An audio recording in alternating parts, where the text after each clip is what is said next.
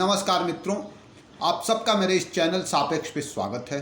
सभी राष्ट्रवादी बंधुओं को धर्मेंद्र मन्नू की राम राम। मित्रों, आज मैं बात करने जा रहा हूं कांग्रेस की। जी हाँ मित्रों, कांग्रेस ने दिल्ली के एक सीट पर कम्युनिस्ट पार्टी को छोड़कर आए हुए कन्हैया कुमार ने को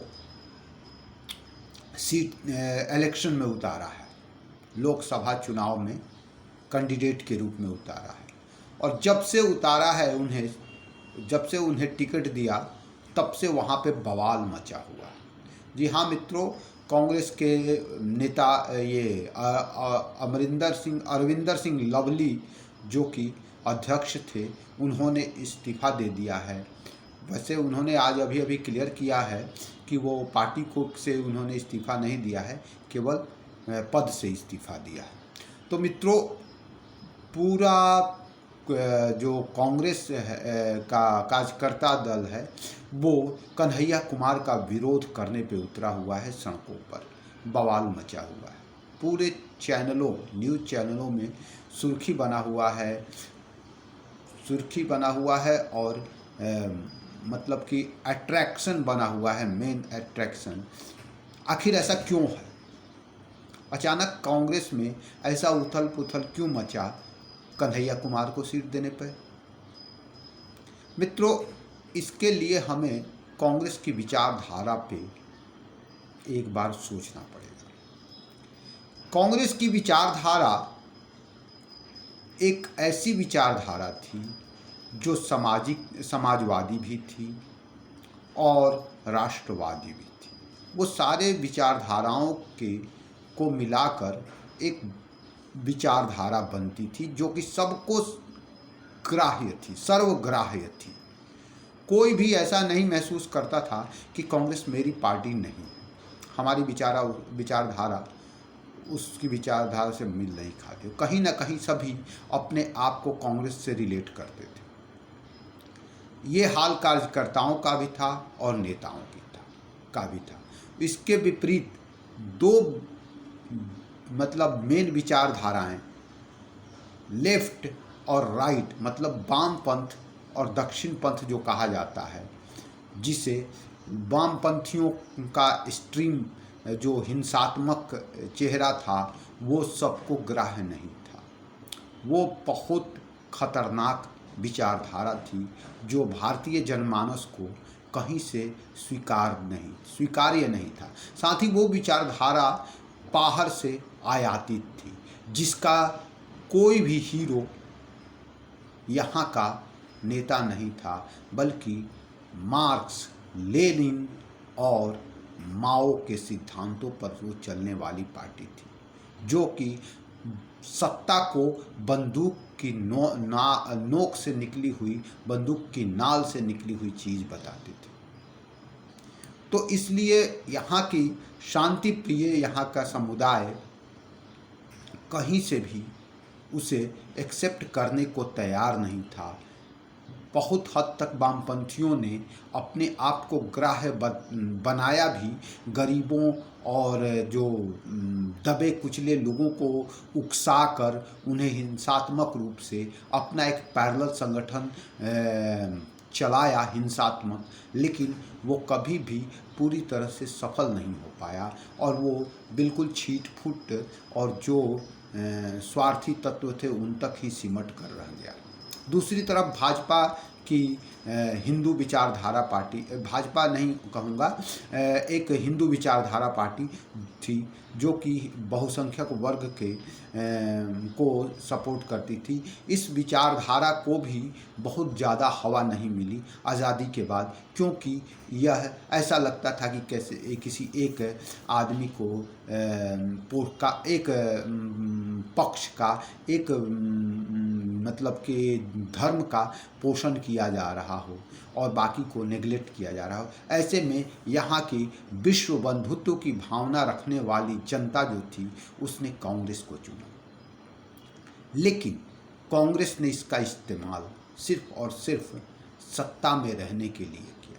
इसके पीछे एक कारण ये भी था कि हिंदू जनता जो थी, यहाँ की बहुसंख्यक हिंदू वर्ग जो था आज़ादी के बाद, वो जातियों में बटा हुआ था। जातियों में बटे होने के कारण वो हिंदू कभी बन नहीं पाया। इसलिए हिंदूवादी विचारधारा जो कभी भी पनप नहीं पाई, पल्लवित पुष्पित पूरी तरह से वृक्ष का रूप नहीं ले पाई।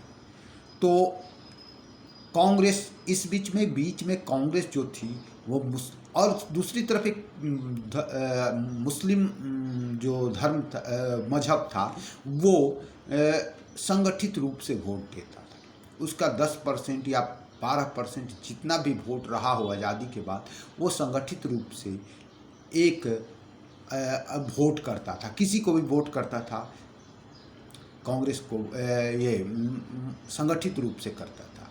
कांग्रेस जब आज़ादी के बाद सत्ता में आई तो उसने काम करना छोड़कर उसने सत्ता में रहने का फार्मूला ढूंढना शुरू कर दिया। उसने आज़ादी के पहले के अपने जो काम थे अंग्रेज़ों को भगाने का, जो वैसे उसमें तो सारे लोग कांग्रेस के साथ ही मिलकर लड़ते थे।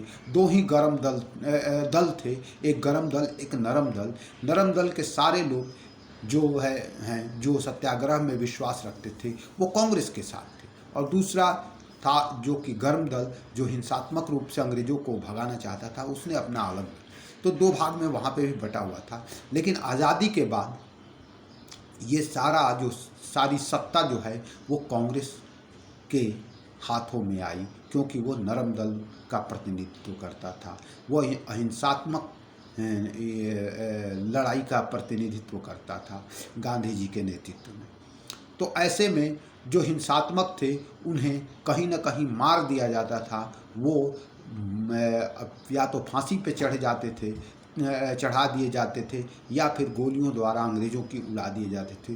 तो उनका कोई भी नेता इसमें लंबी दूरी तय नहीं कर पाया आज़ादी की लड़ाई, आज़ादी तक का, तो इसलिए उनका कोई सत्ता में प्रतिनिधित्व नहीं रहा। और बाकी सबका कांग्रेस के सारे नेताओं को आज़ादी के बाद सत्ता में प्रतिनिधित्व मिला। लेकिन आज़ादी के बाद जो नेहरू के हाथ में एक सत्ता गई, तो नेहरू जी ने जो छल प्रपंच किए, उन्होंने जो सत्ता को अपने परिवार तक सीमित रखने के लिए जो चालें चली, देश के आज़ादी के बाद देश को सुधारने और उसके उत्थान के लिए जो काम करना चाहिए, उसके इतर उन्होंने सत्ता कैसे अपने हाथ में रखी जाए और उसके बाद कैसे अपनी पार्टी के, अपने परिवार के लोगों के हाथ में रहे, उसका उन्होंने तिगड़म लगाना शुरू किया। लेकिन जनता वही रही जो कि जनता के लिए वो सर्वग्राह्य बनी रही, क्योंकि ये सारे पॉलिटिक्स ऊपरी लेवल पे किए जाते थे। और इस तरह और साथ ही साथ जनता को वो फीड भी किया गया, उनके माइंड में ये चीज़ें डाली गई कि नेहरू मतलब आज़ादी, आज़ादी मतलब गांधी परिवार। और धीरे धीरे नेहरू से कांग्रेस ये इंदिरा होते हुए राजीव गांधी होते हुए राहुल गांधी तक ये बात पहुंची है। इस बीच में इसका विरोध करने वाले लोगों ने कांग्रेस तोड़ा भी, पार्टियां बनाई भी, लेकिन कांग्रेस की पहचान पार्टी में मजबूती के कारण गांधी परिवार के और गांधी परिवार के प्रति लोगों के जुड़ाव के कारण उनकी बनी रही, कांग्रेस से ही बनी रही। लेकिन उसका वोटर हमेशा से एक समाजवादी सोच का रहा है और एक सर्व विचारधारा, सर्वे भवन्तु सुखिनः वाले विचारधारा के लोग हैं। चाहे वो कितने करप्ट हों, चाहे या कुछ भी हों, लेकिन वो उनके नेता हों, सब कहीं से भी कम्युनिस्ट सपोर्टर या भाजपा सपोर्टर नहीं हो। जैसे भाजपा कहने का मतलब आज के डेट की भाजपा हो गई, तो ये रहा। अब क्या हुआ कि अचानक जो राजीव गांधी तक सब कुछ ठीक था। राजीव गांधी तक कांग्रेस का वामपंथियों से कोई लेना देना नहीं था। वामपंथी और कांग्रेस विपरीत धुरी थे और भाजपा और कांग्रेस भी विपरीत धुरी थे। तो एक दोनों तरफ के लोगों के, सॉफ्ट लोगों की पसंद से, मतलब जो सर्वग्राह्य पार्टी बनी रही, कांग्रेस बनी रही। लेकिन पता नहीं ऐसा क्या हुआ, धीरे धीरे कम्युनिस्ट के ख़त्म होते होते राहुल गांधी के अध्यक्ष बनते बनते जो कांग्रेस थी उसमें कम्युनिस्ट का खून बहने लगा, कम्युनिस्ट की धारा बहने लगी। और नहीं तो विशेषकर राहुल गांधी और उनके आसपास के लोग कम्युनिस्ट होते चले गए और कम्युनिस्ट विचारधारा की प्रमुखता बढ़ती चली गई। जैसे जैसे मोदी का प्रादुर्भाव हुआ, जैसे जैसे मोदी मजबूत हुए, वैसे वैसे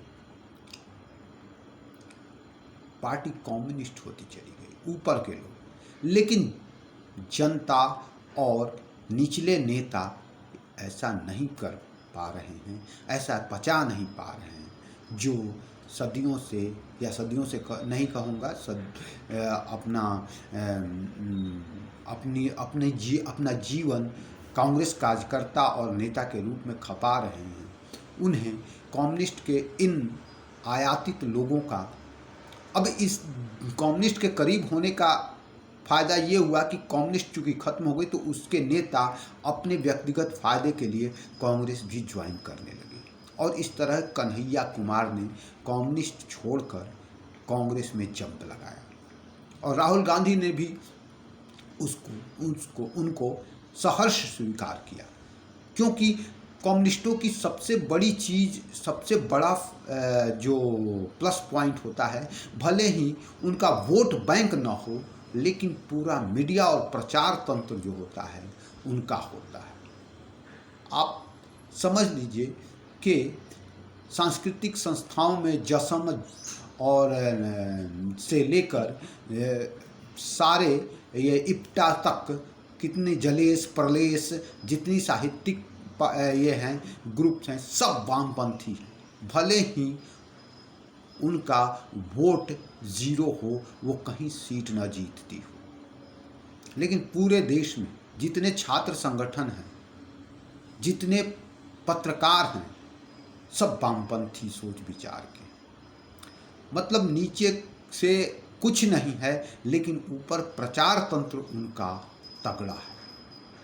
इसके कारण उनके नेता बड़े हाईलाइट हो जाते हैं और कन्हैया कुमार भी कमोवेश हाईलाइट हो गए, चूँकि वो JNU में काफ़ी एक्टिव थे और पूरा मीडिया प्रचार तंत्र जो था कम्युनिस्ट उन्हें हाईलाइट किया और वो हाईलाइटेड हो गए। और जब उन्होंने कम्युनिस्ट, चूँकि उन्हें इलेक्शन जीतना था और कम्युनिस्ट के पास कोई आधार नहीं है, जनाधार नहीं है, वोट बैंक नहीं है कि वो जीत सके, सांसद बन सके, विधायक बन सके।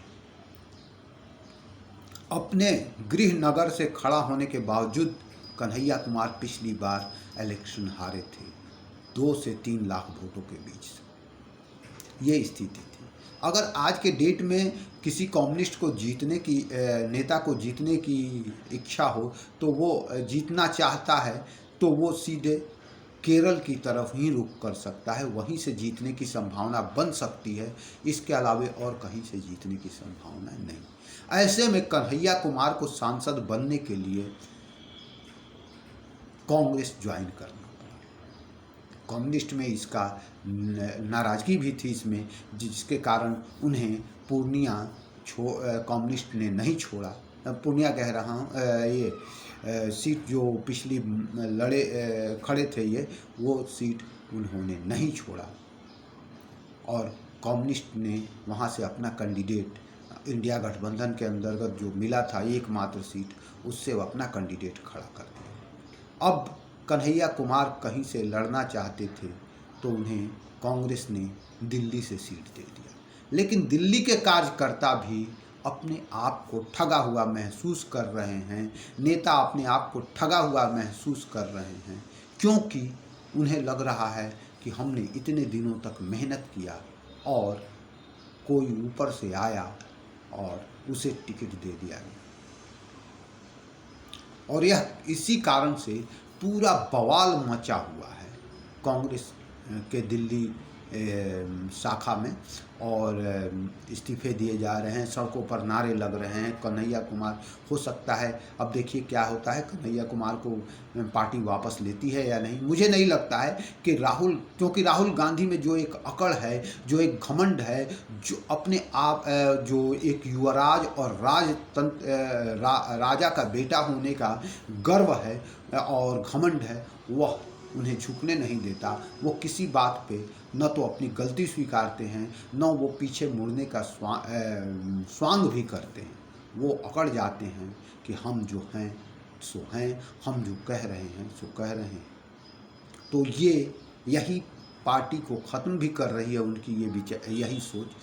तो देखिए, मुझे तो नहीं लगता है वहाँ से कन्हैया कुमार का खात्मा होगा, को हटाएंगे वो, और अगर नहीं हटाएंगे तो कांग्रेस वहाँ से भी वहाँ पे फाइट में मुझे नहीं लगता कि होगी। वैसे तो दिल्ली में भाजपा 50% से ऊपर की सीटों से वोट परसेंटेज से जीतती है, तो मुझे नहीं लगता है कि वहाँ पे कोई